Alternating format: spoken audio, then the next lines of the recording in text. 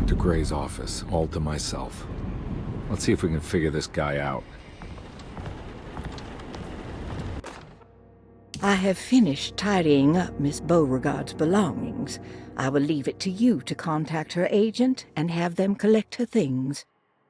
I found one of Grace's drawings she might want back, along with this key in her room, which I believe you've been looking for, Mrs. Thompson.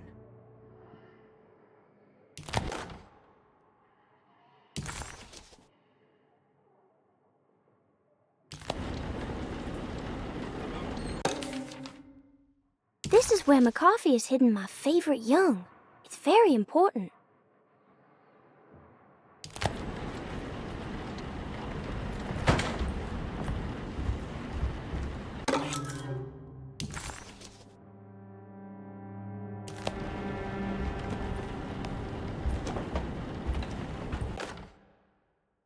Dearest Dr. Manzetti, I find myself in a losing battle with my patient.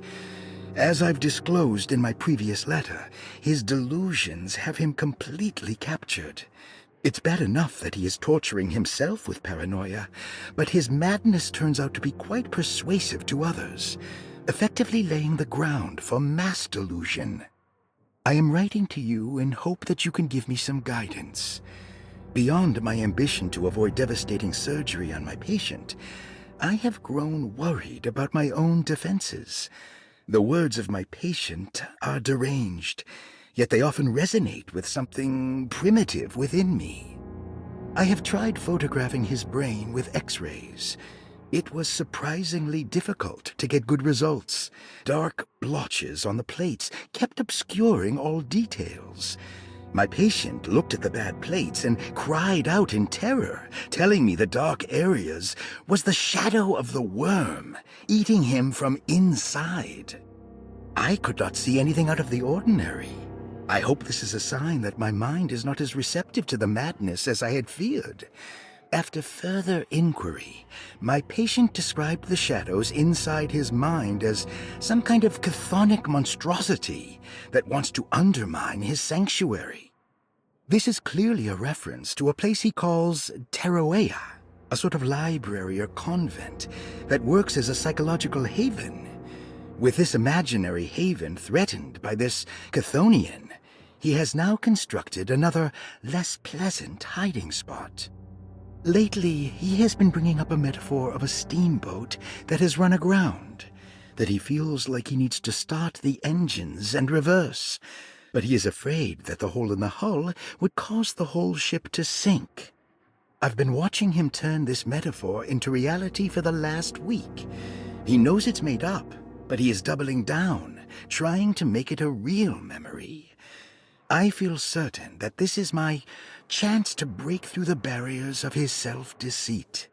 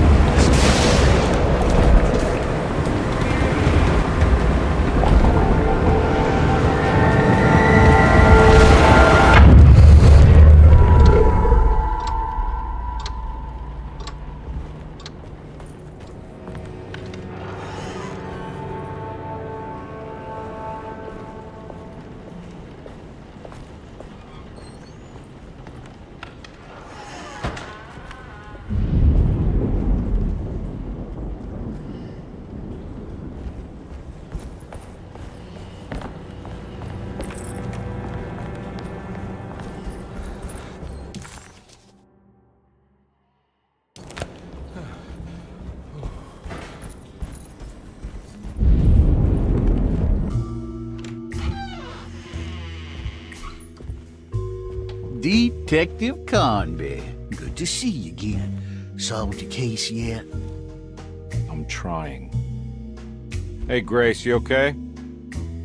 Oh, she is just peachy, Detective. Are you looking forward to the Feast of St. John, Grace? I can't wait! Kids, ain't they great? What exactly are you planning for tonight? Oh, not much. We eat, we drink, we pay tribute to the wishing tree in the conservatory. The usual. Then why all the excitement? There is just something about tonight. Something's different. I think we all feel it. Besides, we got ourselves some new words for the prayer thanks to your buddy Jeremy. She'll come and turn the world inside out, and things will begin again. That sounds strangely threatening. You should come.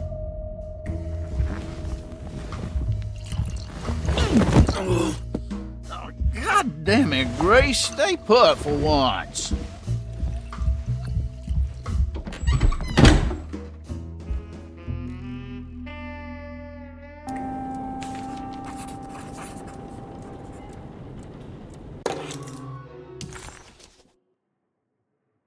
I better hold on to these. Wouldn't want them to get lost. There's something missing.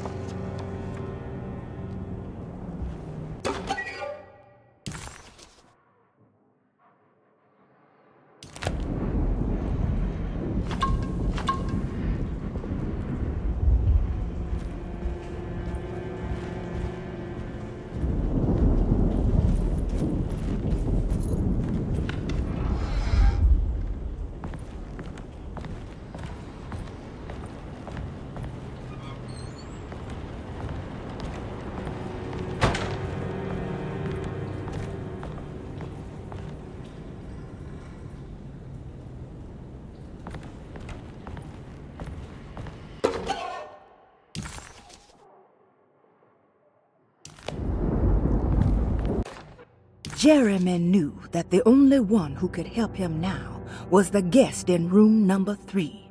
The room seemed to have been empty for so long. But that wasn't allowed to be true. The story needed to be different. To include something from the outside, he would bring the guest back to room 3 and show them what was in that safe. 913. But those were not the right numbers. That was the combination for the safe in the clerk's office.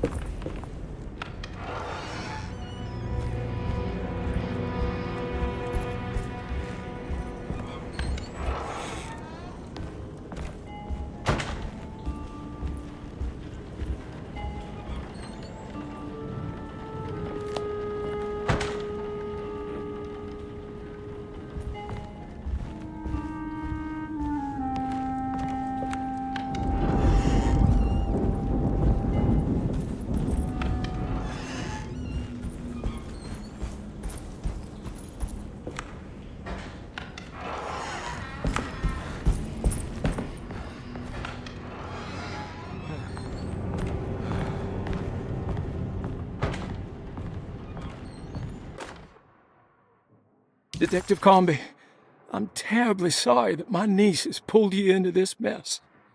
Please, with all my blessings, take her away from this cursed place. I have destroyed that Eater of Worlds and locked it away in the attic and retreated to a place of hiding. Tell Emily I'm safe. Tell her all the lies you can think of to make her listen. Take her back to New Orleans. Sincerely, Jeremy.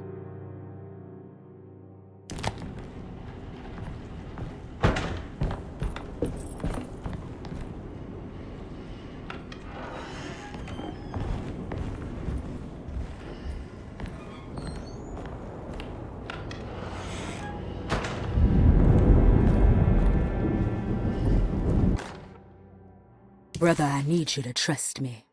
This is the most important moment in our family's history. I know you have doubts and that the terrible Mama Loa told you lies. I would never betray you. I promise. Lottie.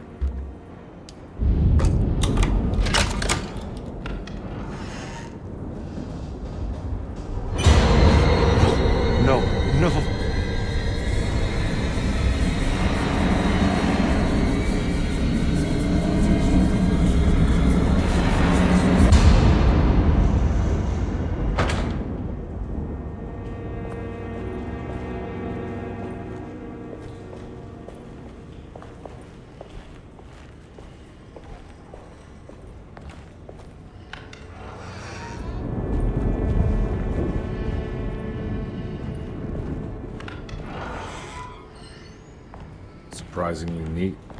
Maybe I've been selling that old barfly short.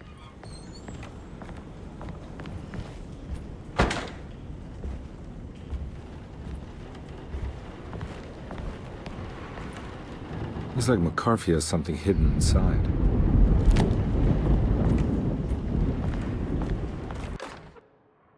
Sometimes I think this place makes me worse. That Derceto might be my grave.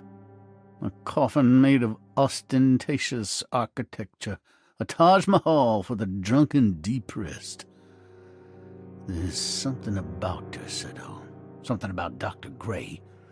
Like we all pretend that we're here to get better, when in fact we are here to be forgotten.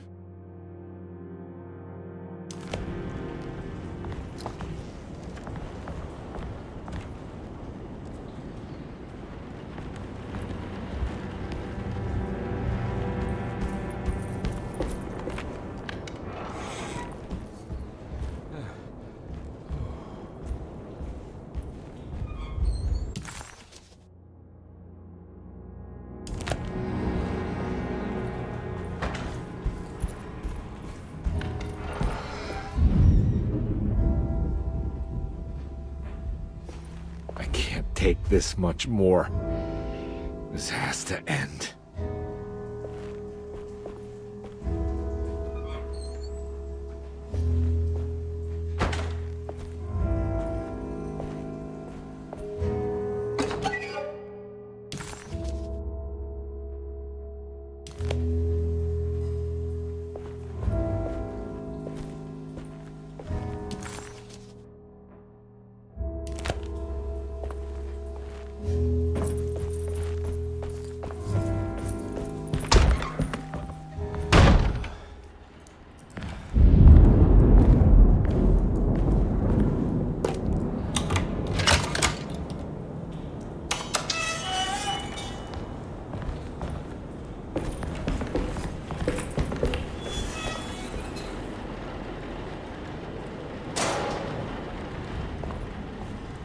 This doesn't look good.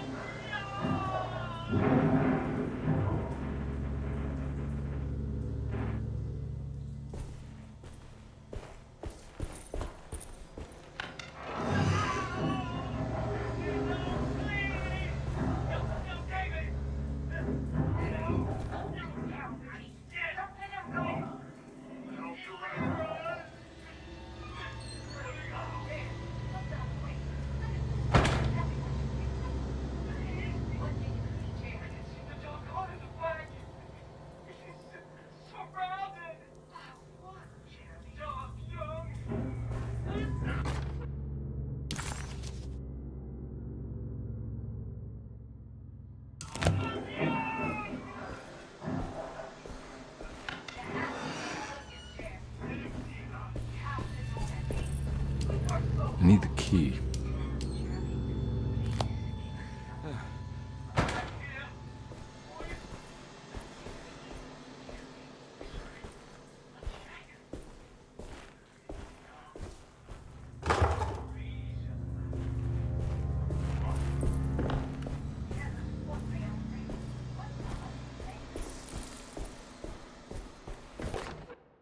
Radiography. Patient Jeremy Hartwood. Date June 14, 1930.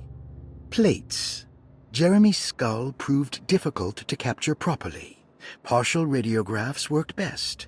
A complete picture of the brain can be assembled by piecing 3 plates together. Observations. Even when looking at an assembled version, a shadow covers significant parts of Jeremy's brain. Possible tumor, but more likely that the equipment is failing. Jeremy reacted strongly to the pictures and claimed to see a giant clay worm eating and displacing his memories. Notes. While this exercise has left me nowhere closer to an answer, I feel confident that a Burkhardt lobotomy should sever all necessary parts.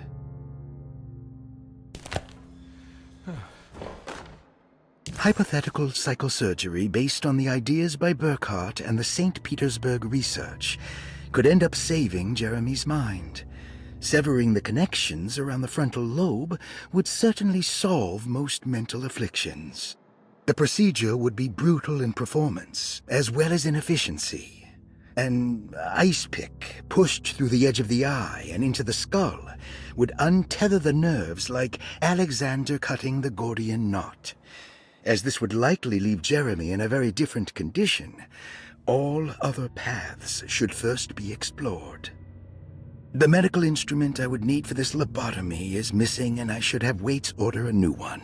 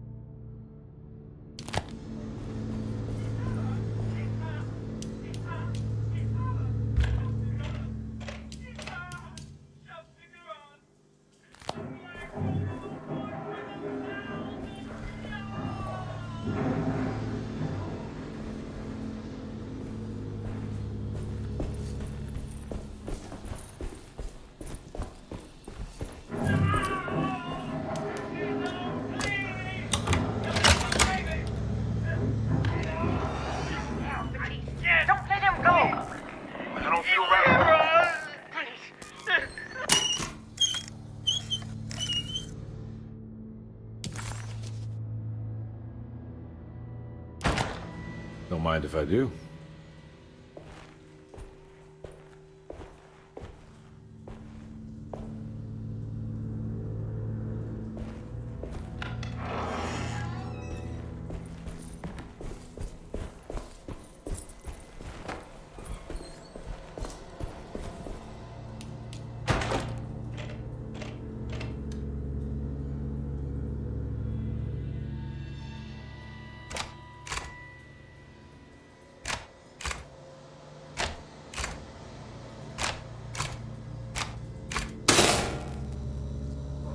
That's better.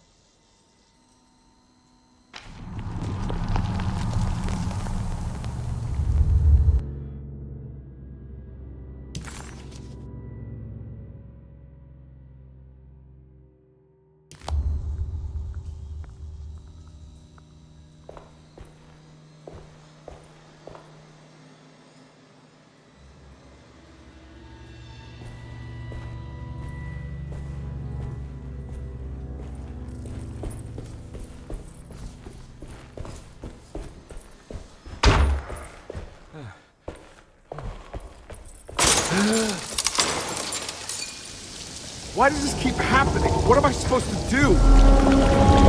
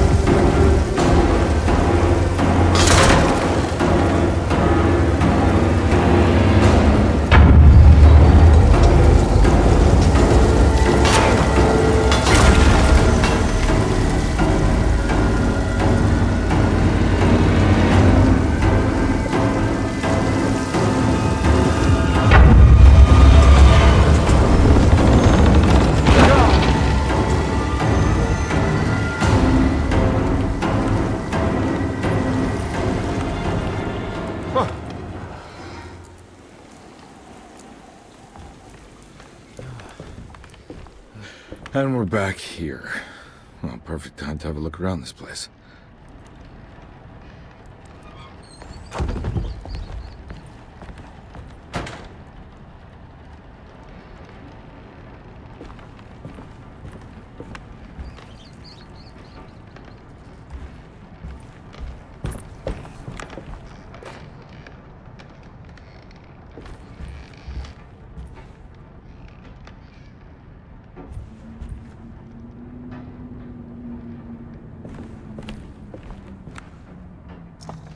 What is that?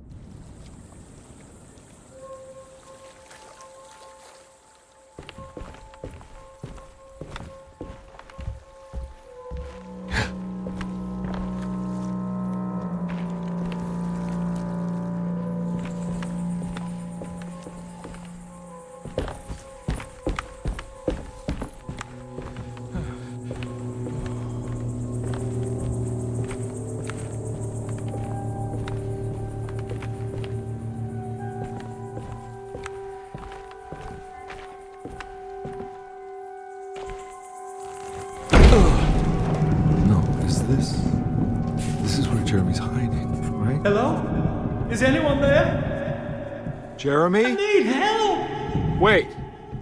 Can you hear me? I'm stuck in the mud and the bayou is taking Jeremy. me. Where are you? The motor is dead. I can't do anything more. Hang on, Jeremy. I'll figure something out. I'll get the boat running.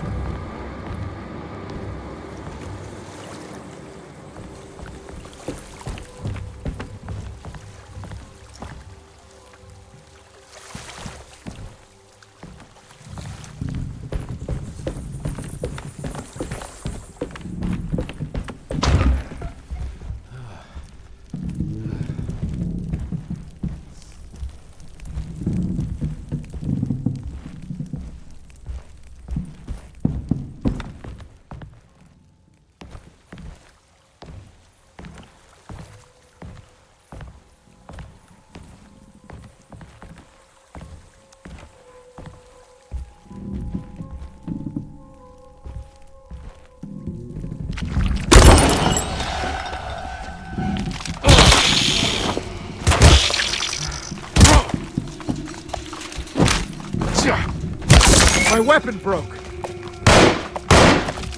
Ugh.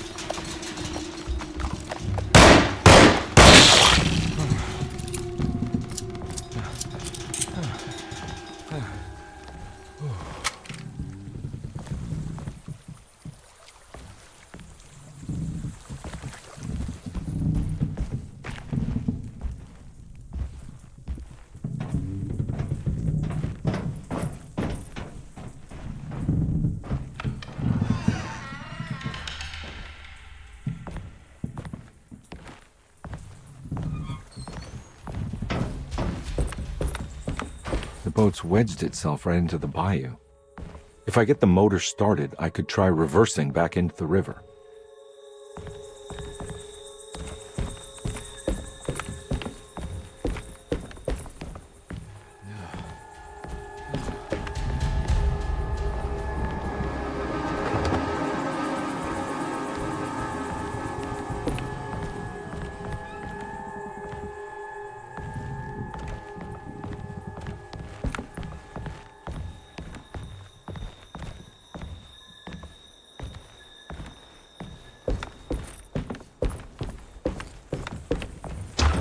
Jeremy, where are you?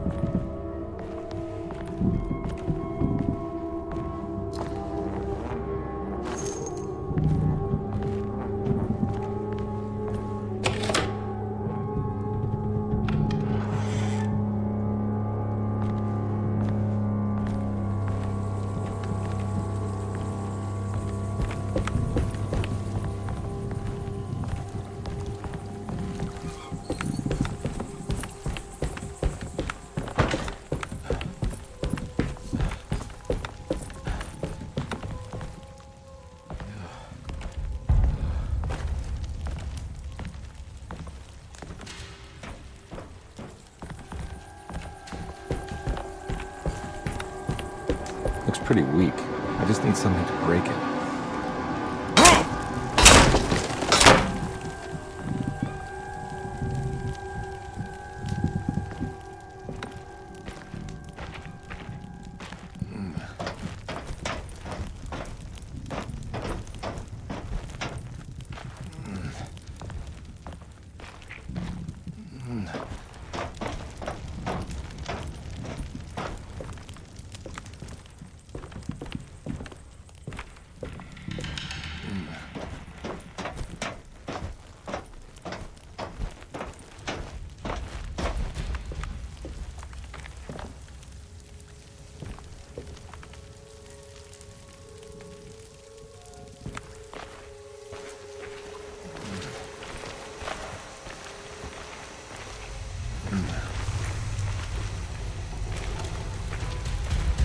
This definitely needs fuel.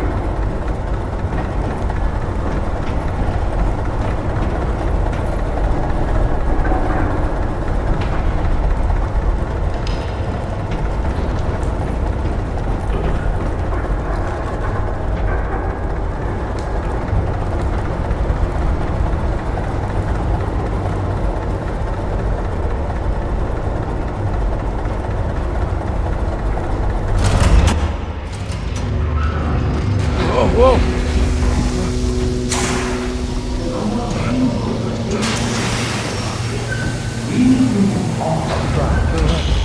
you ready to tell me what happened in the attic? I put a rope around my neck, and then I strangled all life from my body. Are you under the impression that you died? Yes. No. I was supposed to die. What does that mean? That you were supposed to die? I'm the catalyst. I had to die to make the story right. What are you referring to, Jerry? 30 years ago, Frederic needed me to die. You're not making any sense, Jeremy. Find your focus. Hey! I cheated everyone. I didn't play my part. Hey!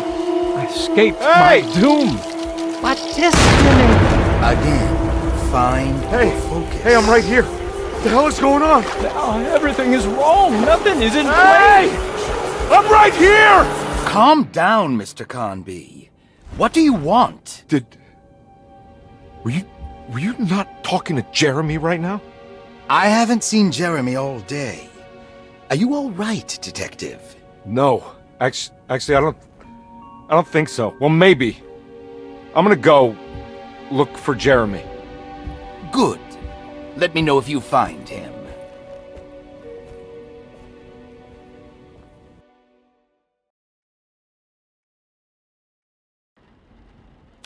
That was Jeremy's self-deceit? A steamboat stuck in the mud? I'm not gonna pretend I understand any of that. What a bunch of psychoanalytic nonsense.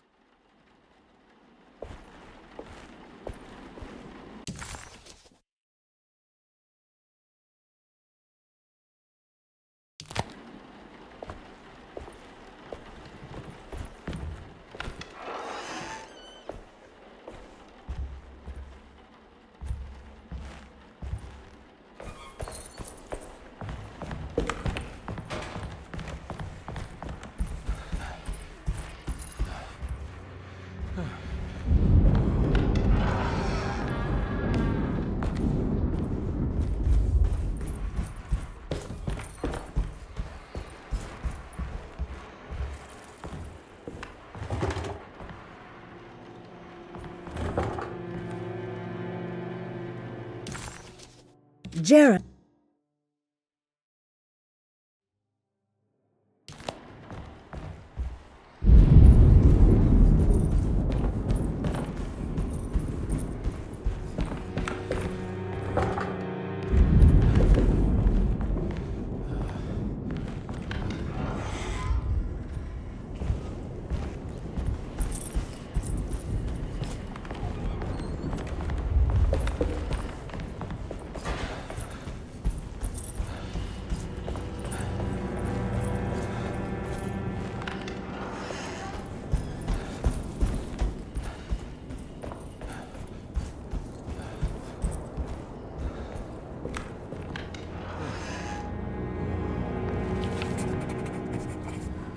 This is my room.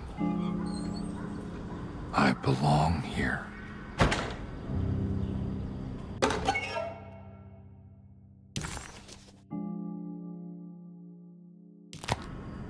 I recognize this view.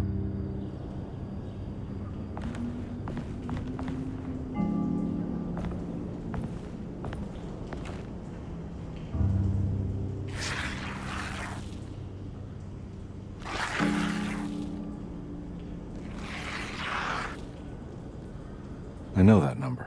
Where's that from? I did this. I wrote that.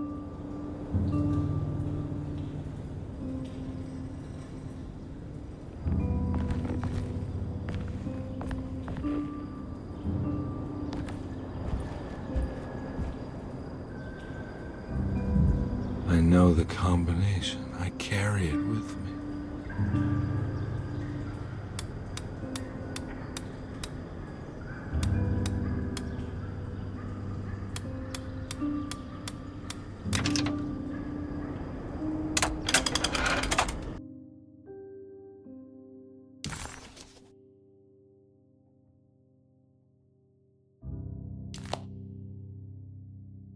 detective. I have made many discoveries in my case. The child we want is safe, thanks to good people like me and you. We're so similar, but you don't see all the things I do. To find your man, Jeremy, you also need to look for the girl. It has always been that way. The young deliver us all. You should have a look in my room. There's a piece of the puzzle you will need. Take care now. My coffee.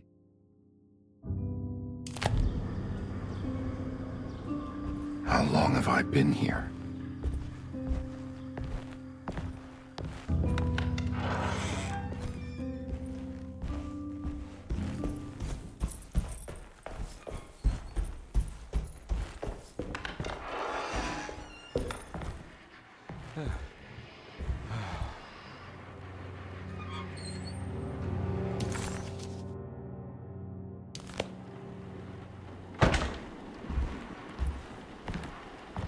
Looks like McCarthy has something hidden inside.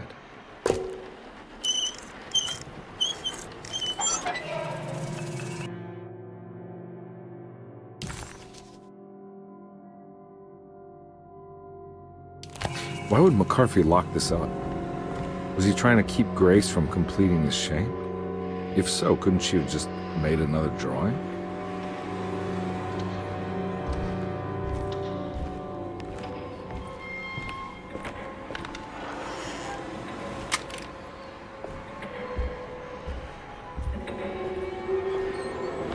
What the hell happened in here?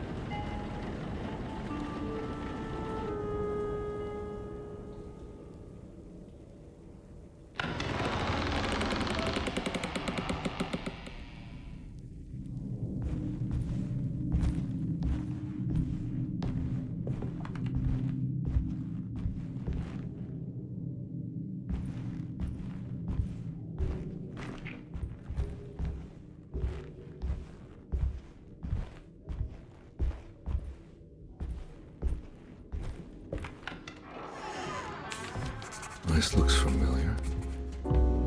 How am I back at the office? Jeremy's never been here.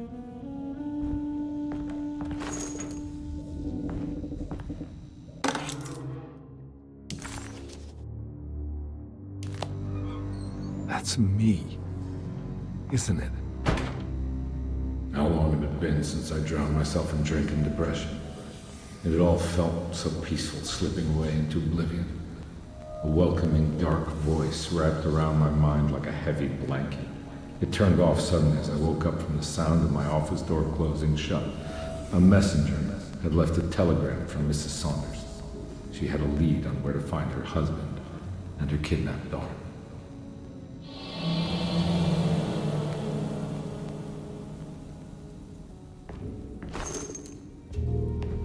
God, I used to drink so much back then. When was this exactly? What case was I working?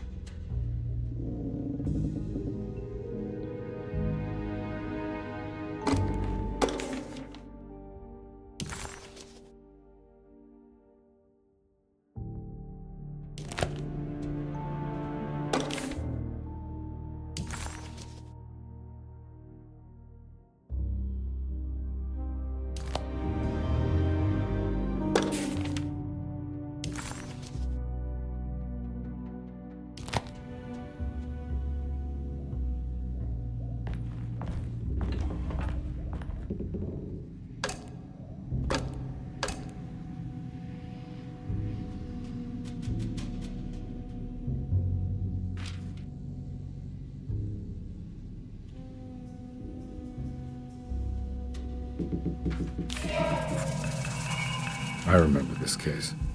Some kid got taken by her father, headed out of state, but he had made a mistake by selling a painting that his wife actually cared about to a collector named Thornhill to fund his venture. That's how I tracked him down. At least I think so.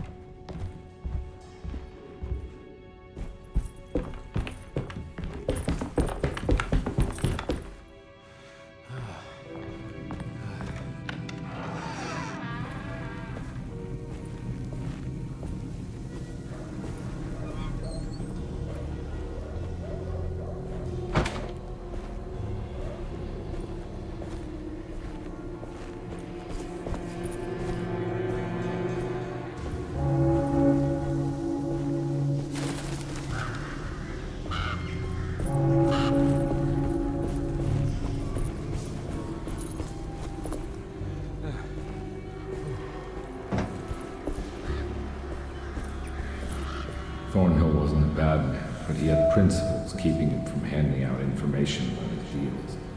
So it needed some convincing.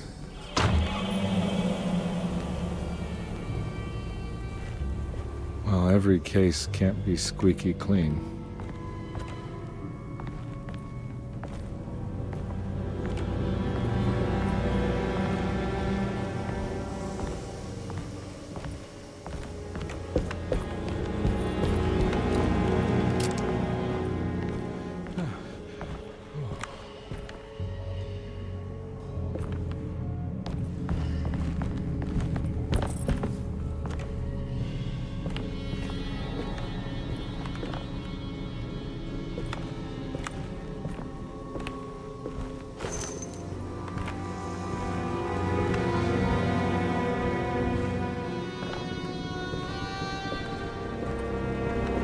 Mr. Saunders had sold a valuable painting to Thornhill, hoping the money would carry him to wherever he was going.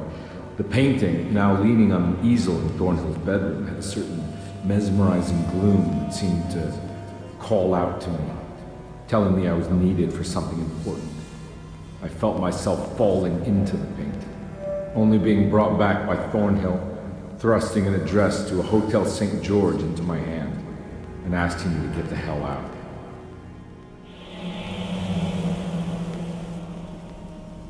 I don't remember this at all, but I can't say it didn't happen.